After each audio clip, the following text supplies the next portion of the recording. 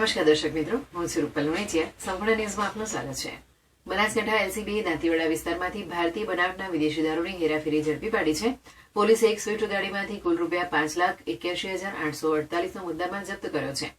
Police અધિક્ષક પ્રશાંત સુમેની સૂચના હેઠળ એલસીબી સ્ટાફ પ્રોહિબિશન સંબંધિત પેટ્રોલિંગ કરી રહ્યો હતો. તે દરમિયાન મળેલી બાતમીના આધારે હરિયાવાડા ગામ પાસે નાકાબંધી ગોઠવવામાં આવી હતી. નાકાબંધી દરમિયાન GJ01RM 0757 નંબરની સ્વિફ્ટ ગાડીના ચાલક કિરપાલસિંહ જસવંતસિંહ વાઘેલા રહેઠાણ રામનગર તાલુકો દાંતીવાડાએ પોલીસને જોઈને ગાડી ભગાવી હતી. પોલીસે તેનો પીછો કરીને તેને પકડી પાડ્યો હતો. ગાડીની તલાશી લેતા તેમાંથી પાસ પરમિટ વગરની ભારતીય બનાવટની વિદેશી દારૂની 980 બોટલો મળી આવી હતી, જેની કિંમત રૂપિયા 2,81,848 હતી. આ ઉપરાંત સ્વિફ્ટ ગાડી પણ જપ્ત કરવામાં આવી હતી.